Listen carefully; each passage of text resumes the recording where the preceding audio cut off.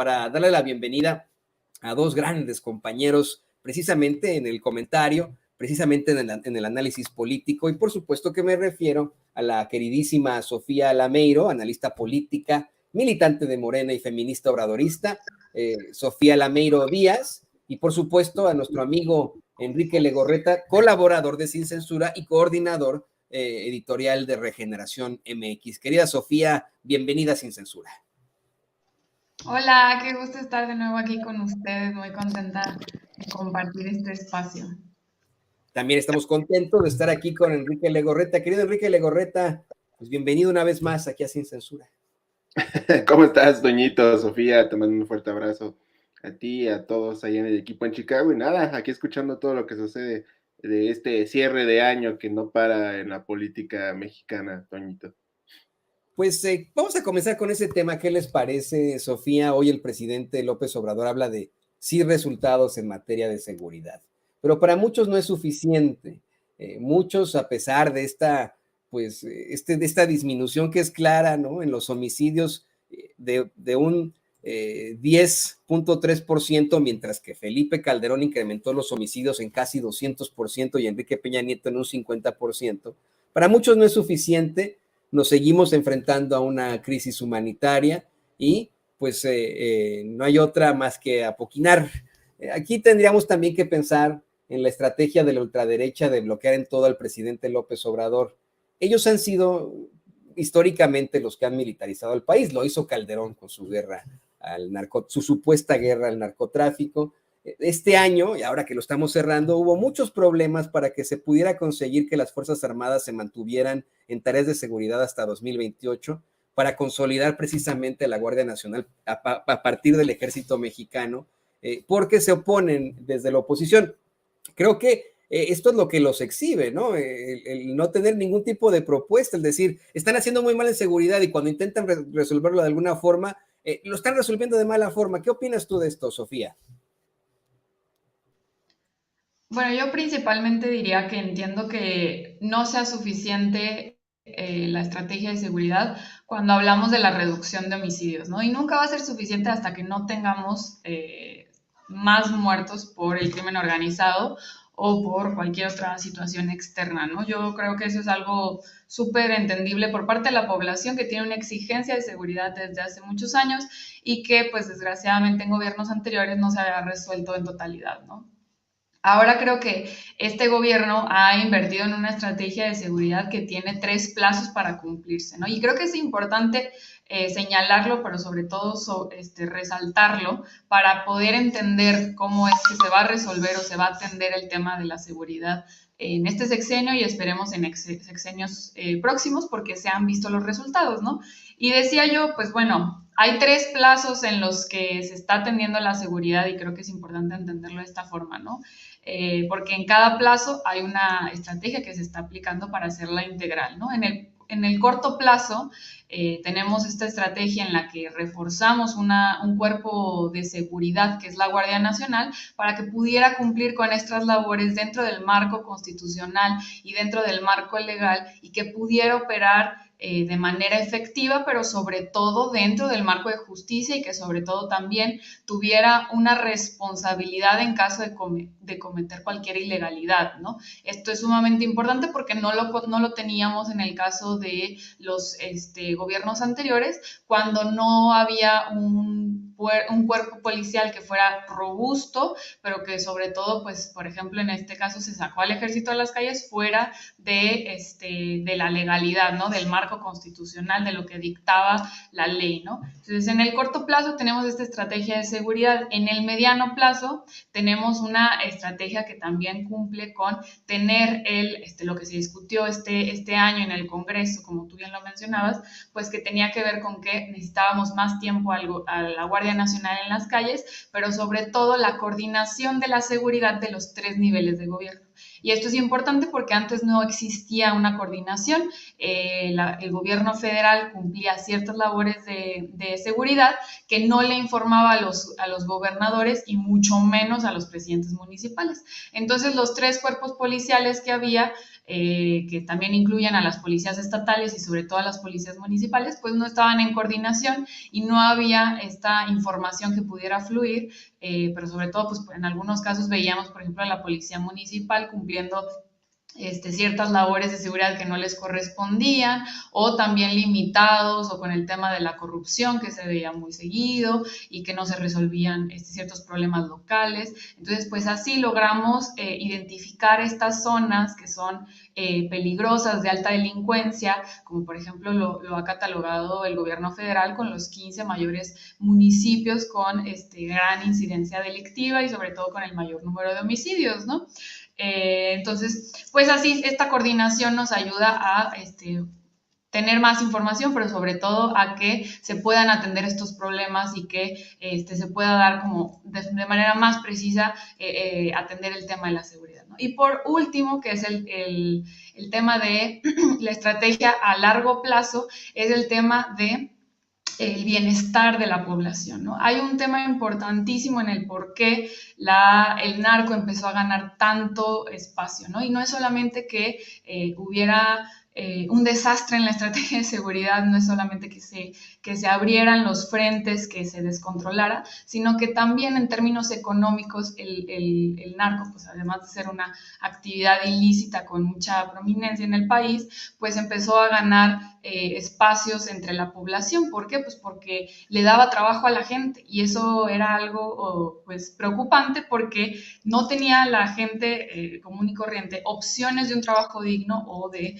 un salario que les pudiera completar con lo básico para vivir, y el narco se convertía en una opción para poder trabajar, ¿no? Entonces, atender ese tema con las estrategias de bienestar también ayuda en el largo plazo para que no sea una opción el narco para los jóvenes que se les quitaron un montón de oportunidades, se nos quitaron un montón de oportunidades para poder sobrevivir y poder tener un salario digno. Entonces, no solamente es el aumento del salario digno, sino también, por ejemplo, los programas de las becas Benito Juárez, el tema también de las pensiones a los adultos mayores también se refleja en los jóvenes, pues porque no tienen tienen ahí apoyo para sus abuelos, para sus padres, para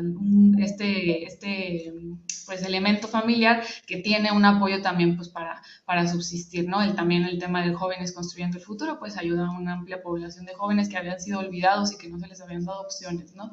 Y en eso creo que se amplía todavía la inversión de bienestar para los jóvenes, para la población, para que en el largo plazo también se considere que no solamente es el tema de seguridad, no solamente es la Guardia Nacional, sino también mejorar la vida de la gente, pues en un futuro, esperamos más pronto que tarde, pues empiece ya a verse los cambios, que ya los estamos viendo como lo hemos visto con las cifras, ¿no? Sin duda, yo insisto, claro que el presidente no se va a sentir completamente satisfecho de que podamos tener el país en paz que deseamos, pero sí es significativo y creo que es una muestra de que la estrategia de seguridad está rindiendo frutos cuando vemos esta reducción, que sin duda puede ser menor para algunos, para la población que lo siente y lo vive, pero es importante considerando, pues si vemos las cifras de cuánto lo aumentaron los otros presidentes, ¿no? Una reducción de esto es algo que nunca lo habíamos visto en mucho tiempo, ¿no? Y ahí está poniendo don David en pantalla, ahí está esta pues gráfica muy interesante que exhibe cómo es que se explotó estas cifras, se incrementó esta cifra de manera terrible, precisamente en tiempos de Felipe Calderón, en un 192.8%. Y esto pues viene a colación de un gobierno que provocó desigualdad, así se ha planteado aquí y allá. Y es un concepto de lo más básico en la sociología, que la inseguridad, la delincuencia es generada por nuestras faltas como sociedad, por esa desigualdad que existe. Eso es un concepto básico que no le gusta a la ultraderecha aceptar, ni a la derecha en lo general, ¿no? Esa sí es la realidad. Y le pido al equipo que nos grabe, porque, querido Enrique, además del argumento que tan utilizado por parte de la derecha, del conservadurismo, sobre, para poder enfrentarse a López Obrador, el argumento al hablar de inseguridad, se dice una y otra vez, es que López Obrador en sus mañaneras lo único que hace es que echarle la culpa al pasado, ¿no? López Obrador solamente le echa la culpa de todo a los neoliberales, de todo tiene la culpa Calderón y Salinas de Gortari y etcétera. Yo, si me lo preguntan, me parece que es importante que se señale de dónde viene todo esto, pero quiero insistir contigo en esta realidad. Si bien es cierto, no es la culpa del presidente López Obrador, de su gobierno, esta crisis humanitaria a la que nos enfrentamos, sí es su responsabilidad. Y considero que a pesar de que la cifra no es la que esperábamos los mexicanos, es verdaderamente llamativo, es muy loable. A ver si nos puede poner la gráfica, don David, que luego de que Calderón incrementara los homicidios en casi 200%, Peña en casi 60%, hoy podemos hablar de que primero se estabilizó y luego bajó a un menos 10.3%, es decir, se redujo en un 10.3%, eso es muy loable. No sé qué opinas tú, querido Enrique. Pues mira, ahí la gráfica, Toñito, lo deja muy en claro, ¿no? Son más del 200, de 2007 a 2018, la violencia y la delincuencia se incrementó en más del 260% de lo que se venía arrastrando hasta 2006.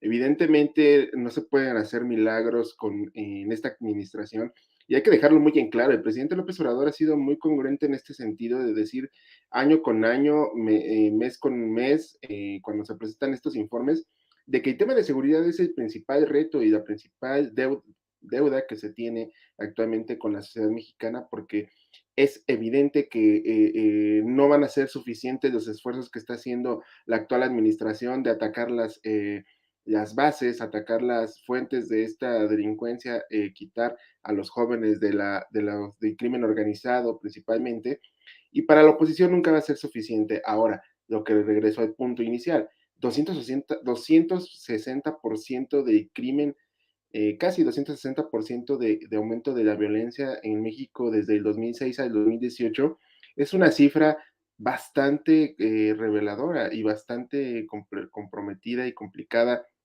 de atender en menos de 6 años.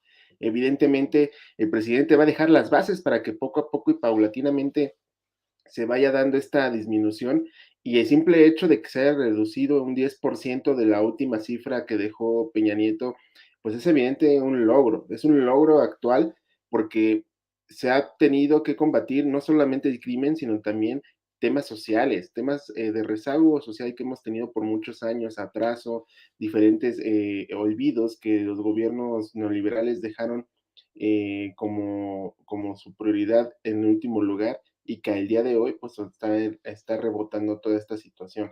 Es evidente que nadie va a estar a gusto con la situación que se vive actualmente, y es normal, y es parte de nuestro día a día, y que se debe de seguir atendiendo. Ahora, ¿por qué se menciona siempre el pasado? Pues porque ellos fueron los culpables, y hay que decirlo, y hay que hablarlo congruentemente y con lo como es.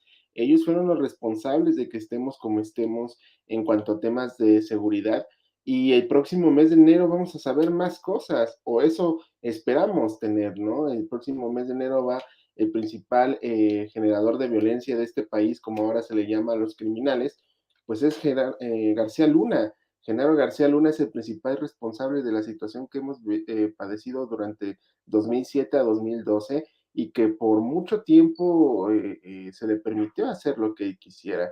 Ahora tenemos enfrente esta oportunidad de conocer qué más y quiénes más están involucrados en este tema de la seguridad y qué tanto deterioro dejó al país. Evidentemente el presidente López Obrador no es tonto y es congruente con lo que siempre ha manejado, de que si no hay seguridad y si no hay tranquilidad social, la cuarta transformación no va a avanzar, pero tampoco seamos malagradecidos o en este sentido faltos de reconocimiento al actual actuar del gobierno, porque evidentemente esta reducción del 10% del índice de inseguridad, pues no es algo fácil de lograr, que ni siquiera Peña lo pudo hacer, y ahí están las pruebas, ¿no?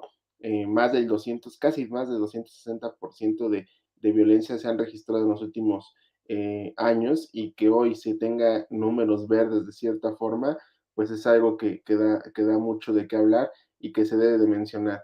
¿Le conviene a la oposición, a los medios de la oposición hablar de esto? Pues no, no les va a convenir, porque se trata de darle puntos a favor al presidente, y hay que recordar que de aquí a que acabe el sexenio, mientras más puntos negativos tenga la actual administración para hablar, es de lo que van a estar haciendo eco todos estos personajes, todos estos medios, y sobre todo, pues buscando que la actual administración termine siendo juzgada como hay en algún, como ellos dicen, una administración perdida. Así que estos números reflejan realidad, reflejan trabajo, sí, complicado, porque no es fácil de atender el tema de seguridad.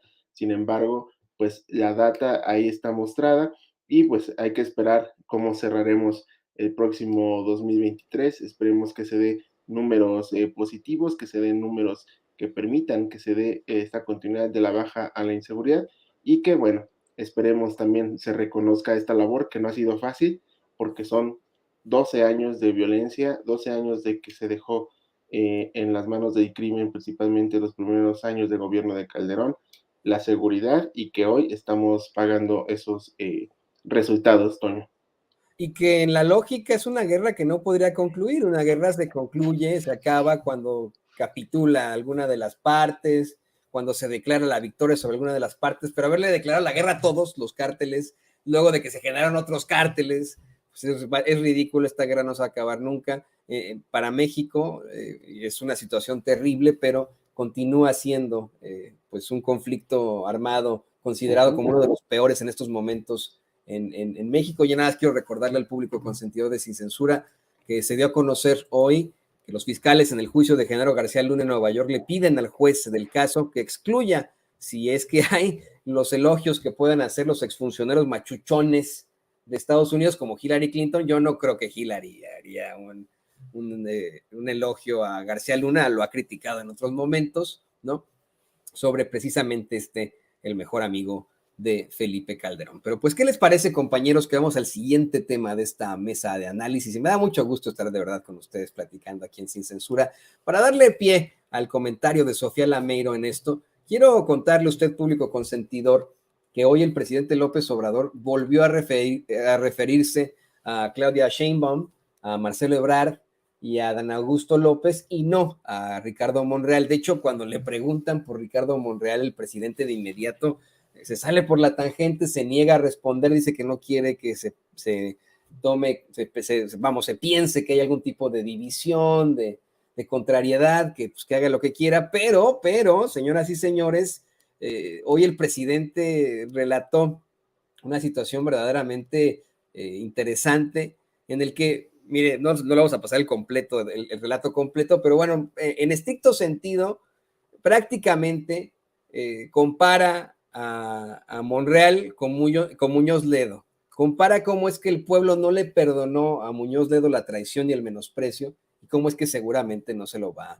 a perdonar a Ricardo Monreal. Pero antes de eso, le digo, el corresponsal del Universal, Pedro Villaicaña, le insistió a López Obrador sobre estos espectaculares que abundan supuestamente ya en todas partes, ¿no? Yo no los he visto aquí en Kansas City, pero unos espectaculares que supuestamente promueven una silueta similar a la de Claudia Sheinbaum. Y bueno, pues esto fue lo que le respondió el presidente López Obrador. Se han contratado. Pues eso es un asunto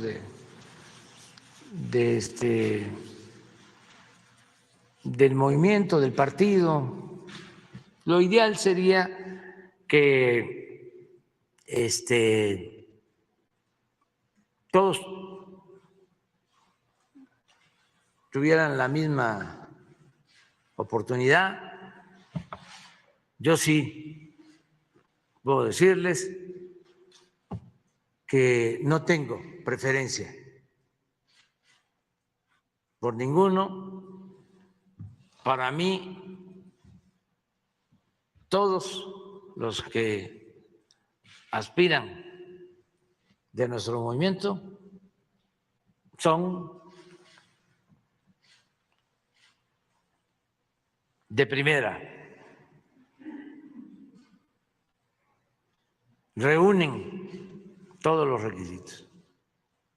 tienen un perfil excepcional. No solo son de los mejores servidores públicos, administradores, políticos de México, sino del mundo, para que dimensionemos lo que tenemos. De los mejores del mundo. Y vuelvo a repetir, no es fácil gobernar. No es que es un actor, un cómico que le cae muy bien a la gente, un artista, un millonario. No. La política es un oficio, un noble oficio, que no solo requiere de la más alta calidad espiritual, sino de experiencia.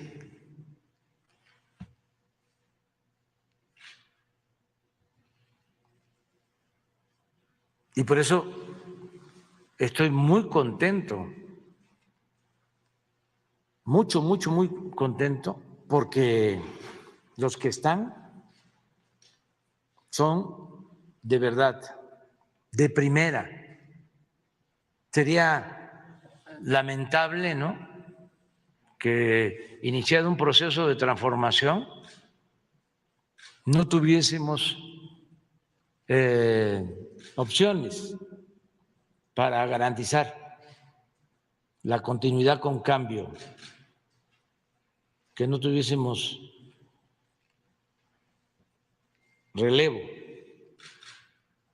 con las características que se requieren, que se necesitan. Entonces, Claudia, muy buena. Marcelo, muy bueno.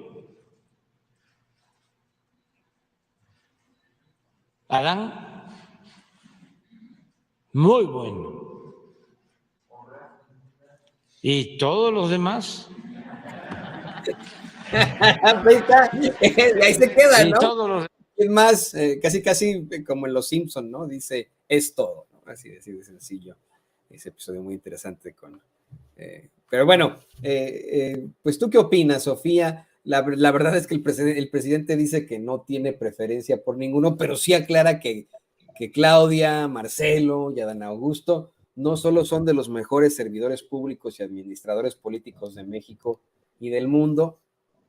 Perdón que insista tanto con esto, pero tú, pues como persona cercana a la izquierda, ¿qué opinas sobre todavía el paso que tiene Ricardo Monreal? Más adelante en la conferencia de prensa mañanera, un reportero del Heraldo de México le plantearía al presidente López Obrador este mensaje de Año Nuevo que dio Monreal, en el que asegura que la situación está terrible en cuanto a en materia de inseguridad y que el crimen organizado se abre paso cada vez más, se hace de más territorios. El presidente se niega absolutamente a responder, a hablar sobre Ricardo Monreal, pero no haría falta en definitiva que se pueda hacer un planteamiento claro sobre su futuro. Ya deja tú el partido, ¿no? Al hablar de las izquierdas. Bueno, yo considero que es muy bueno que dentro de nuestro movimiento tengamos 3 y más posibles presidenciables, ¿no? Eso es fantástico. Pero también me parece que es muy interesante que incluso dentro de nuestro propio movimiento tengamos a la propia oposición del proyecto de transformación, ¿no? Porque al final del día, y esto creo que es una de las cosas más importantes que podemos observar no solamente de estos 4 años de gobierno con el presidente Andrés Manuel, sino de los que viene del futuro, es que el proyecto de nación que se ha presentado para transformar México es un proyecto que una amplia mayoría de la población mexicana está de acuerdo con, ¿no? Y esto es independientemente de quién esté en el poder o si hay algunas cosas con las que coinciden o no. Y esto tiene sentido pues porque al final Morena, el proyecto de transformación, sigue teniendo esta amplia preferencia por la población y que votarían por Morena independientemente del candidato. Y esto creo que sí es muy relevante porque significa que nuestras opciones, nuestras 3 opciones como presidenciables, sí tienen una aceptación por parte de la población para llevar a cabo este proyecto de transformación. Ya después veremos quién tiene más, quién tiene menos, con las encuestas que esperemos que se lleven a cabo para el próximo año, pero sí es muy bueno ver que pues es innegable que el proyecto de transformación que se ha propuesto desde poco antes del 2018 es uno que desea un amplio sector de la población mexicana y que además pues está dentro de nuestro propio movimiento, tenemos estos opositores, porque realmente la oposición representa a un sector pues ni siquiera que yo creo que representan a ese sector que se opone al gobierno actual, ¿no? Creo que no han podido canalizar ni escuchar las necesidades ni las preocupaciones que tiene ese otro sector que no coincide con el proyecto de nación, ¿no? Que son realmente nada más meras diferencias políticas ideológicas sobre lo que se quiere o lo que se espera del gobierno, pero sin duda creo que pues los resultados que ha dado este gobierno pues son innegables y a pesar de todo pues vamos a ver un proceso interesante, ¿no? Pero sí creo que el tema de Ricardo Monreal pues solamente le agrega un poco de jiribilla a los presidenciables. Creo que pues también él debe de ser mucho más claro respecto a lo que quiere, espera y va a realizar el próximo año y en el 24, pero pues bueno, por el momento creo que al final la disputa de la carrera presidencial para el 2024 pues se está definiendo entre nuestros 3 principales perfiles, ¿no? Sí, eso es más que claro. Se ha hablado también de Gerardo Fernández Noroña, de cómo es que muchas veces no lo mencionan, no se tiene que mencionar a todos, pero pues en estricto sentido, los 3 presidenciables de Morena, como bien dice Sofía Lameiro, son Claudia Sheinbaum, Adán Augusto López y Marcelo Ebrard. Esa es la realidad. Y recordarle también al público consentidor de Sin Censura una serie de gráficas que se han dado a conocer esta semana, gráficas y encuestas en las que se ve cómo ha ido ganando terreno a Adán Augusto López en las preferencias de la gente y cómo ya supuestamente ha sobrepasado a Marcelo Ebrard. Claro, aclarándole a usted que nos ve, que nos escucha, que las encuestas no ganan elecciones. Eso es algo pues que puede plantear una empresa demoscópica y ahí se acabó, pero hay que pensarlo en esos 3.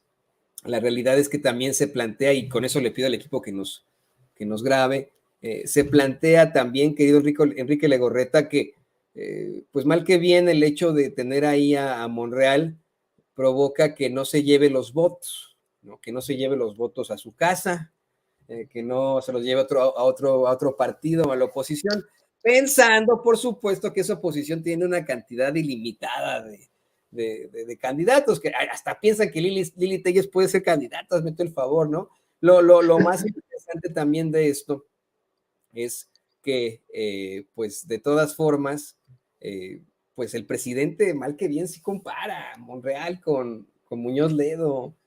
Cuenta de aquella vez en la que Muñoz Ledo a huevo quería ser, disculpen la palabrota, pero a huevo quería ser candidato a la presidencia, quedó el ingeniero Cuauhtémoc Cárdenas, y este cuate enojado se fue como candidato de un partido que nada más nos quitó dinero a los mexicanos, llamado Partido Auténtico de la Revolución Mexicana, y al fin y al cabo, cuando se dio cuenta que iba a ganar Fox, se unió a la campaña de Fox, pero esto nunca se lo perdonó el pueblo. Hoy, en una clara referencia con Monreal, cuenta esta historia. No sé qué opines tú, mi querido Enrique. Totalmente de acuerdo con lo que decías tú y lo que decía Sofi, en el sentido de que yo creo que el próximo año vamos a estar viendo ya la definición de todos los cuadros dentro de Morena para ver quiénes van a sumarse a qué equipo de pre-campaña o de pre-campaña, porque todavía faltaría un año para que se lleve a cabo el tema de la elección. De hecho, es a mediados del próximo año cuando ya se empezará a definir el rumbo para las candidaturas presidenciales. Y yo creo que pues todas estas anécdotas que cuenta el presidente son mensajes que están escondidos para que todo Morena, no solamente los que están en el movimiento, sino que también los que están fuera y que se han visto en la necesidad de ser parte de esta oposición que critica y juzga el actuar de la actual administración, pues es evidente que el mensaje es ese, ¿no? Es claro de que deben de ir en unidad y no tanto como un ente solitario que podrá ganar la presidencia de 2024. Ahora, yo dejaría en la mesa algo muy importante, que es el tema de que lo que decía Sofi, de que la oposición está dentro de Morena. Y esto es algo que hemos dicho desde hace 2 años, cuando empezaban a darse este tipo de situaciones, que decíamos que Morena es tanto el movimiento de transformación que está teniendo el país como tal, y también tiene en su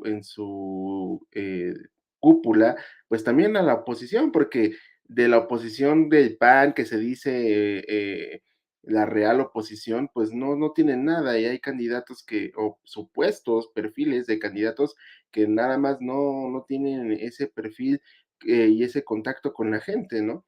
Obviamente, pues tenemos el caso de Lili Telles, que ya se siente como la número uno en candidatearse para la presidencia, y evidentemente, pues sabemos que lo único que hace es show mediático para llenar esos espacios que la misma oposición ha dejado de lado y que no encuentran quién pueda ocuparlos. Yo creo que el presidente es claro en cuanto a la forma de sentenciar lo que va a ocurrir en 2023 y en 2024, y nosotros tenemos que estar listos para definir hacia qué rumbo vamos a dar el voto en 2024, ¿no? Porque nosotros estamos muy pegados en cuanto al tema informativo, pero el pulso ciudadano es el que realmente es el que va a determinar hacia dónde quieren que se continúe la transformación. Y si hablamos de la oposición, pues bueno, el ejemplo claro es de que ni ellos se ponen de acuerdo para hacer algunas cosas, y ahí tienen evidentemente a Claudio X González marcándoles la línea de lo que tienen que hacer, y que hasta el día de hoy pues es claro esta situación y esta ruptura que están teniendo poco a poco, y que si siguen así, pues yo creo que en 2023 va a estar complicado, y en 2024 pues no tienen forma alguna de lograr la victoria, a pesar de que ellos, hay que verlo y hay que tomarlo en cuenta, no echarlo en saco de roto, que han avanzado sí, pero no logran tener ese contacto con la ciudadanía que pues por mucho tiempo se ha trabajado en este movimiento de la cuarta transformación. Así que la oposición también hay que analizarla y tener muy presente que ellos están abanderando este discurso de odio y este discurso que dice que el presidente López Obrador dividió al pueblo, cosa que no es así. Más bien, ellos fueron los que permitieron que se dividiera el pueblo con su forma de llevar a cabo los gobiernos, y que al día de hoy sigue repercutiendo, mi estimado Toño. No, y es muy interesante, ¿no? Esto también les quiero comentar, Sofía y Enrique, que en una lucubración nocturna que tuve, en una reflexión nocturna que tuve, puse a pensar, bueno, ¿qué proponen los conservadores? ¿Qué propone el PRI, el PAN, el PRD? ¿Cuál es la idea, la ideología del PRI, el PAN y el PRD? ¿Verdaderamente se creen ellos que están del lado correcto de la historia al tener como sus principales figuras a racistas y clasistas como Chumel Torres, como Lili Telles? O sea, lo que ellos quieren es que regresemos a ese modelo de diferencias, de jerarquización, de cargos, pues vamos, de empleos. No tiene ni pies ni cabeza, y creo que por eso es que hoy dan a conocer que el presidente López Obrador tiene el 69% de aprobación, según la encuesta que hace la empresa demoscópica estadounidense Morning Consult, que los de aprobación, casi 70% de aprobación, y que sigue siendo el segundo líder de mayor reconocimiento a nivel mundial, ¿no? O sea, no es porque sea López Obrador, porque se trate de una situación populista, es por lo que se está planteando, lo que se está consiguiendo con esta transformación que es progresista. Creo que ya ni siquiera va en la parte de la izquierda, no es es progresista, ¿no? Es simple y sencillamente progreso. Deje usted la socialdemocracia, la izquierda, no, es progresista y la gente quiere una situación progresista. Y yo les quiero agradecer a ustedes dos compañeros, a Sofía Lameiro y a Enrique Legorreta, que nos hayan acompañado. Querida Sofía, por favor, compártenos tus redes sociales para que la gente se ponga en contacto contigo, para que te lean, te busquen en otras plataformas. No, hombre, muchísimas gracias a ti. Un gusto compartir la mesa con Enrique también. Muchas gracias, Toño, y a toda la audiencia de Sin Censura y al equipo de Sin Censura. Me pueden seguir en Twitter como Sofía No Sabía y también me encuentran en Instagram, Facebook y YouTube como Sofía Lameiro Díaz. Y Sofía sí sabía, déjeme decir, hoy nos ha dado una interesantísima pues reflexión de este legado que está dejando López Obrador en este proyecto de nación. Pues querido Enrique, tú también compártenos por favor tus redes sociales, qué andas haciendo ya a final de año, cuántos Pokémones encontraste este año, cuéntanos por favor. Todavía sigue la lista, Toñito, creciendo poco a poco y, como bien lo dice, cierre de año, el último, bueno, de la participación del año de aquí en Sin Censura. Muchas gracias a ustedes por el espacio que por lo menos en este año nos ofrecieron a todos los colaboradores aquí de este gran canal, como bien lo dice Vicente, de la familia Sin Censura, y como siempre esperando que a todos nos vaya muy bien el próximo 2023, a todos los colaboradores, a todo el equipo de Sin Censura, que sea un gran año para todos y como siempre el año 2023 va a ser un gran reto y que les vaya muy bien a todos nuestros amigos más importantes, la audiencia que es siempre fiel a todos nosotros y que no les hemos fallado o hemos intentado no fallarles. Así que agradecerles también a ellos que nos hayan permitido estar en sus casas, escuchando las locuras que todos decimos, pero al final del día, pues, como bien lo dices tú, con el sentimiento de lo que creemos y que vemos en nuestro México día a día. Y yo les dejo las redes sociales de Regeneración MX, @Regeneración MX, Twitter, Facebook, Instagram y Telegram. Ahí nos pueden seguir, escribir y comentar. En nuestro canal de YouTube también para que nos ayuden a seguir creciendo en nuestra plataforma, @Regeneración MX. Ahí búsquenos en YouTube para que también se suscriban si no se han suscrito. Y mis redes sociales, @EnriqueLego2 en Twitter y soy Enrique Lego en Facebook para que también me sigan y me escriban ahí pendiente de todo lo que surge, mi querido Toño. Y pues bueno, mandarles un abrazo a todos allá en Estados Unidos tras las fuertes heladas y no de las, como le llaman acá, las micheladas. Así que nada más que 29 de diciembre, recordarle a Toñito también que nos debe una posada aquí en México, así que quedó pendiente la posada de Sin Censura 2022 y en 2023 tienes que regresar a hacerla, mi estimado Toño. Nos vamos a aventar la Candelaria, a ver si se puede, ¿no? No, es una cosa muy difícil, pero miren, ya no hay tanto frío, al menos aquí en Kansas City, que estuvimos la semana pasada, -20, hoy ya estamos, en estos momentos estamos a 18 grados, se descongeló todo Kansas City, ya estamos muy felices y todo eso, ¿no? Y bueno, queridos compañeros, ya no los veo, Sofía, Enrique, en lo que resta del año, les deseo el mejor de los años para ustedes y para sus familias y seguir precisamente en esa lucha.